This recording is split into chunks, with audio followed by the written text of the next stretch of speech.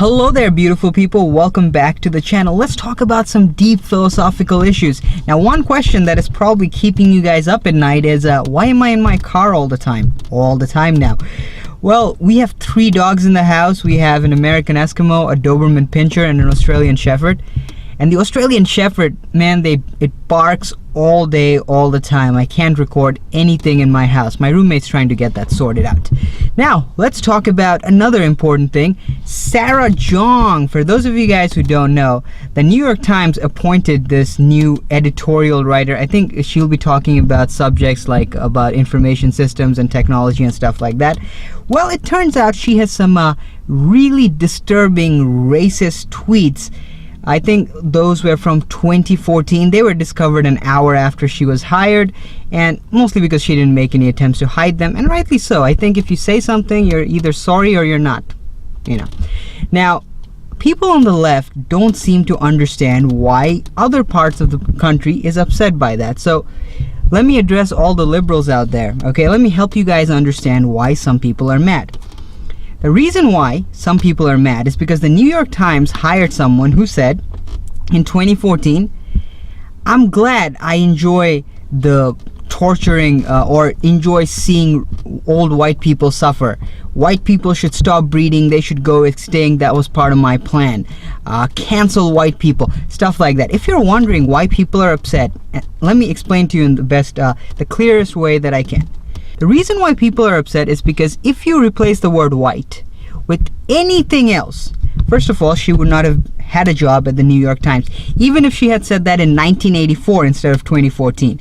Secondly, if she had used any other word instead of white, the New York Times would be one of those publications trying to get her fired from wherever she's working now.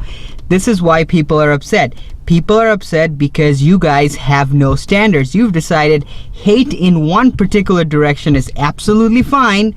It should have no consequences, but hate in any other direction, that reserves the harshest of penalties. That's why people are upset. Now, let me break down what I particularly think. I honestly, as a free speech guy, I'm glad she said it. That shows us who she is.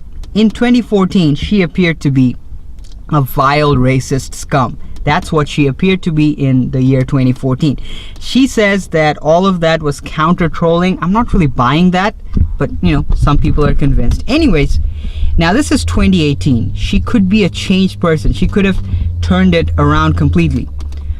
That may or may not be true. That's between her and the creator she believes in. I'm not going to comment on it. Maybe she's a changed person. I don't know. I don't personally care if the New York Times hired her, and you shouldn't either, and let me tell you why. If she is a changed person, then it doesn't matter where she works, right? Because those views no longer represent her, right? We should give anyone who's changed, anyone who sees the error of their ways should be forgiven. And if she's changed, I have no complaints about her. If she hasn't changed, if she's still the same person, then she's a perfect fit for the New York Times. If she is still the person that those tweets represent, then she should work at the far left slander machine that is the New York Times. The decisions taken by the New York Times represent their values, and this is their values. They're perfectly fine with people hating on a particular segment of the population, and that is the New York Times. It's a private business. As a libertarian, I would never try to influence the hiring decisions of a private business. I believe they should take that on their own. Those decisions tell us what the values of that business is. And New York Times choosing to hire a racist, assuming she's still a racist, I don't know.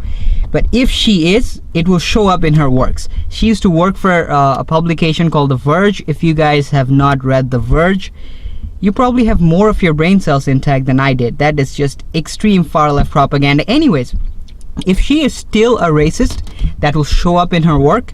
And should the New York Times still keep her around, that just shows the values of the New York Times. I'm not upset by it. I don't think you all should be upset by it. Some people are just crappy.